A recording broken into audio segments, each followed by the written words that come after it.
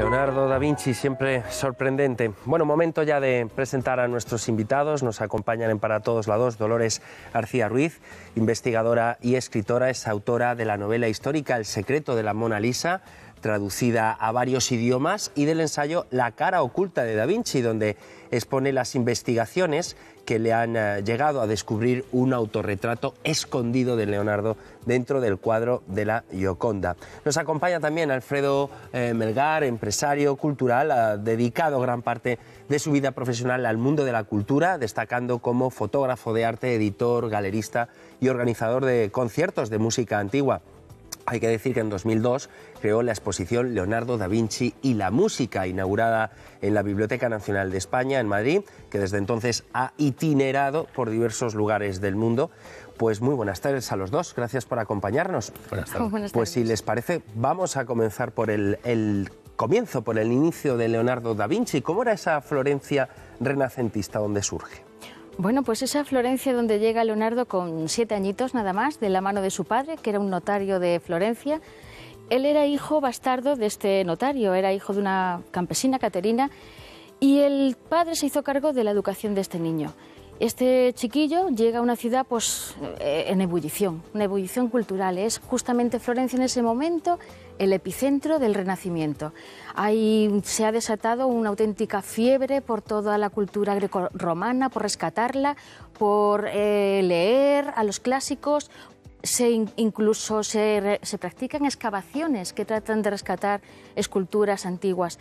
Los Medici y otras familias poderosas de la Florencia de aquel entonces pues practican el mecenazgo a artistas, a intelectuales, y los congregan en sus casas celebrando tertulias de intelectuales que van a ser muy importantes también en la formación del joven Leonardo, porque él se va a inmiscuir entre ellos y va a conseguir conocimientos que por otro lado le estaban vedados, porque Leonardo se encuentra con un obstáculo muy importante en su educación. Él recibe una educación básica a través de los tutores que le pone su padre, pero él no tiene acceso a la universidad. Entonces no puede aprender ni latín ni griego, por lo tanto no puede leer. ¿No recibe entonces una educación completa? Efectivamente, él se encuentra, digamos, con lo que serían unos estudios básicos nada más. No puede ni siquiera leer aquello que no esté escrito en italiano corriente, en romance que se llamaba entonces. ¿Qué consecuencias trae esto? Pues muy importantes. Por un lado, él va a ser considerado un iletrado por muchos. De hecho, en su época, en la etapa que él pasa por primera vez en Milán, él recibe auténticas vejaciones en ese sentido, siendo despreciado por esa falta de estudios. Por otro lado, él va a sufrir esas humillaciones y las va a arrastrar toda su vida. Va a quedar en él una huella que es lo que hoy llamaríamos un poco una falta de autoestima, que quizás eso va a ser uno de los motivos, junto con su curiosidad, para tener ese afán por conocerlo todo y demostrarle a los demás que él es muy capaz de poder saber. Bueno, desde luego, después de ver el vídeo, ¿no?, sobre la exposición Da Vinci, el genio, surgen evidentemente dos cuestiones inevitables, ¿no? ¿Por qué ese interés en querer moverse en todos los ámbitos y, por otro lado, ya no solamente destacar, sino ser un auténtico referente en cada una de ellas?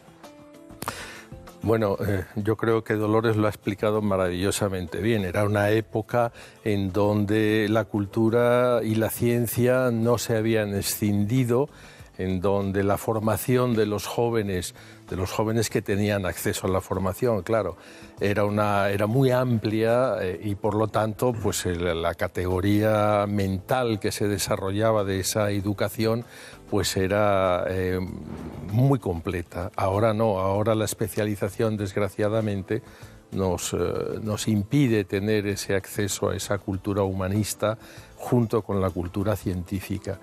Yo creo que se trata de eso. Leonardo vive un momento que le nutre, aunque tiene ese impedimento que ha definido muy bien Dolores, que es tremendo, ¿no?, que efectivamente no viene considerado a la par.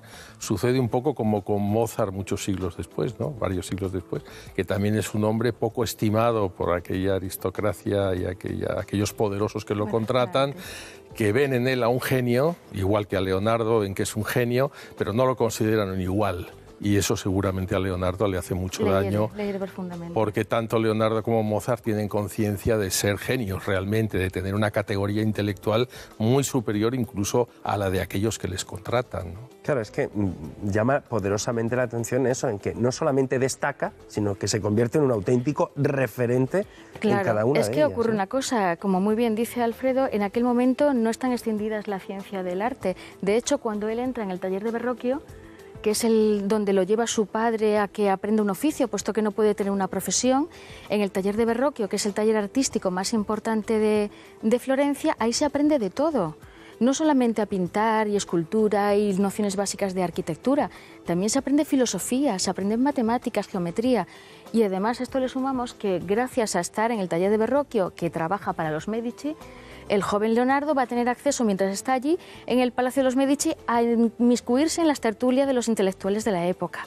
Y entonces presta mucha atención y hace amistad con Alberti, que es el arquitecto más avanzado en su momento, y con Marsilio Ficino, que es el que, gracias a él tiene acceso a la filosofía de Platón, porque este hombre va traduciendo del griego, va traduciendo al italiano de aquel entonces, y el joven Leonardo va a poder ir leyendo poco a poco todo lo que va traduciendo este hombre, y gracias a él adquiere una formación mayor de la que podía tener. Claro, pero ¿de dónde saca tanto tiempo? ¿Era una persona hiperactiva? Es un genio, sí, bueno, pero aparte de genialidad, hay unas horas que habría que dedicarle al sueño. Pero hay ¿no? que tener en cuenta cómo se vivía entonces. El maestro de un taller se dedicaba únicamente, como luego sería Leonardo, a sus labores. Son los aprendices, los discípulos, los que se encargan de las labores, desde hacer la compra a preparar los pigmentos, para que el maestro esté libre y pueda desarrollar su actividad. Hay que entender que estamos en el siglo XV. Alfredo, los genios nunca duermen.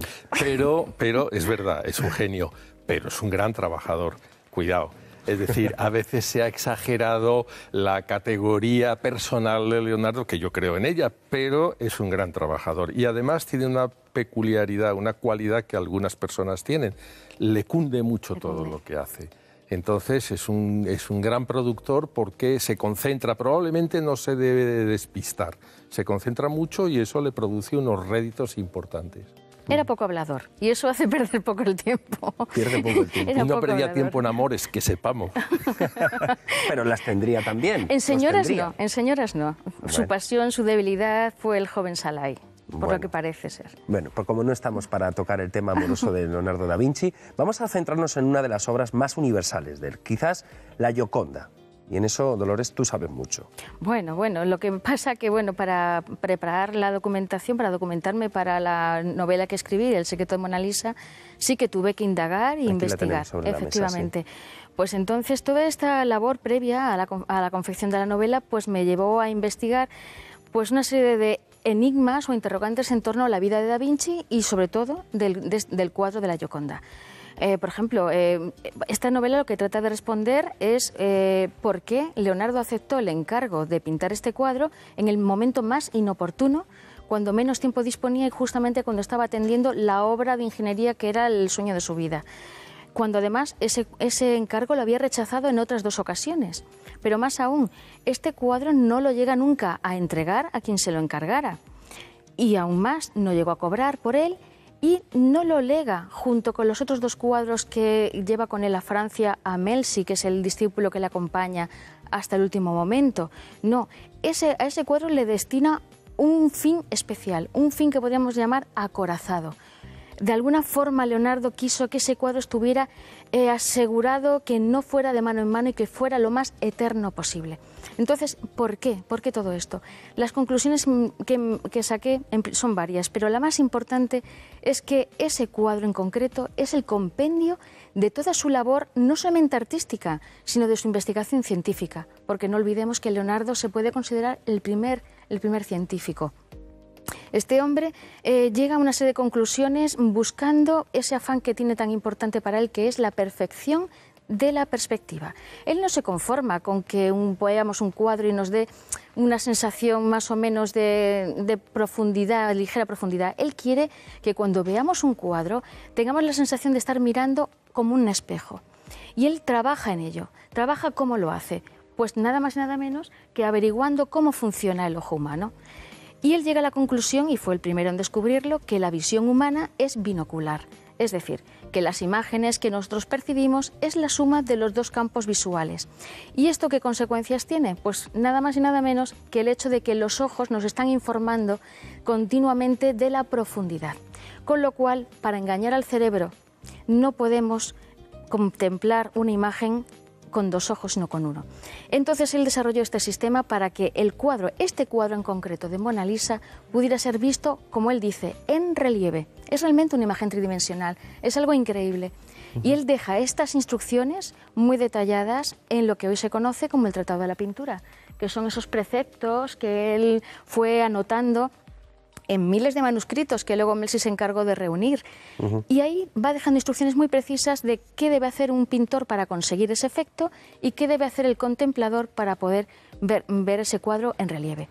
Y nada más y nada menos que consiste en taparnos el ojo derecho, dejar unos minutos que la vista se adecúe y al cabo de esos minutos empieza a producirse dos efectos muy curiosos. El primero es que las sombras que hay en torno a la boca de la figura de la mujer comienzan a darnos la sensación de que la mujer no sonríe. Pero a continuación, si esperamos un poquito más, el efecto que se produce es que la figura de la mujer parece separarse ligeramente, unos 5 centímetros aproximadamente, del fondo, consiguiendo ese efecto tan maravilloso que él luchó toda su vida por conseguir, del efecto de relieve. Ver una imagen, lo que hoy llamaríamos tridimensional. Y es algo fantástico, que lo podemos ver incluso en el ordenador de casa, no hace falta que nos vayamos a París. Tomamos nota, nos tapamos el ojo derecho. El ojo derecho es que él era zurdo, y él mientras confeccionaba el cuadro se taparía, lógicamente, su ojo derecho y utilizaría la mano izquierda. Es seguir simplemente las instrucciones que nos dejó. Es que a Leonardo se le mira, pero claro. Y recientemente, Dolores, en el Museo del Prado ha aparecido la gemela de Gioconda, ¿no? Un discípulo... Efectivamente, es un cuadro que lleva tiempo expuesto allí. Lo que pasa que los expertos del Museo del Prado han hecho un hallazgo maravilloso al descubrir que hay un fondo exactamente igual que el de la Gioconda. Es más aún, son dos cuadros idénticos. Es algo así como que el maestro hizo un boceto, lo plasmó en la tabla original y luego debió cedérselo a un alumno muy especial, porque eso no lo hizo nunca más con ningún otro cuadro. ¿Era una práctica habitual en la época, no? No, por lo menos con Leonardo no. Hay copias de alumnos de sus retratos, de sus cuadros, perdón, pero nunca de retratos. El hacerlo en vivo con el modelo presente, que se sepa, hasta hoy en día es el único caso.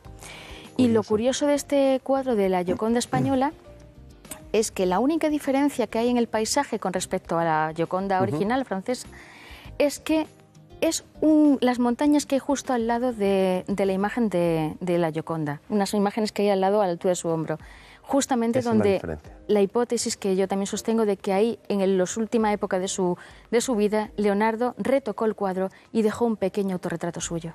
Qué maravilla. Bueno, Alfredo Melgar, usted es el creador, ¿no?, de la exposición Leonardo y la música, que bueno, desde su inauguración, ya lo decíamos, en España en el 2002, ha triunfado en todo el mundo. Bueno, pues cuéntenos la investigación que usted ha hecho con respecto a esa relación Leonardo da Vinci. Eso surgió de un instrumento musical que llama la atención, que está en el Códice Madrid II, que es el órgano de tubos de papel, que fue construido por un luthier español, Joaquín Saura, y a partir de ahí nos pusimos en marcha, empezamos a ver que había un campo poco investigado, que era el de la relación de Leonardo con la música. Descubrimos cosas importantes, por ejemplo, que Leonardo era un gran músico, no era un aficionado. Es más, cuando él abandona Florencia para ir a Milán, porque está bastante cansado de todas las vicisitudes que ha padecido en Florencia, entre ellas la acusación de sodomía, que le daña muchísimo, las conspiraciones medicheas, etcétera, etcétera, pues él quiere irse a Milán, que es una corte mucho más europea, mucho más abierta. Y la capela musical del duque Sforza, que es el príncipe de Milán, pues es una capela musical importantísima. Bueno, pues el príncipe lo asume, lo contrata como músico de su capela y como ingeniero. Eso nos da la medida, y el príncipe era un entendido musical importante. El príncipe tocaba la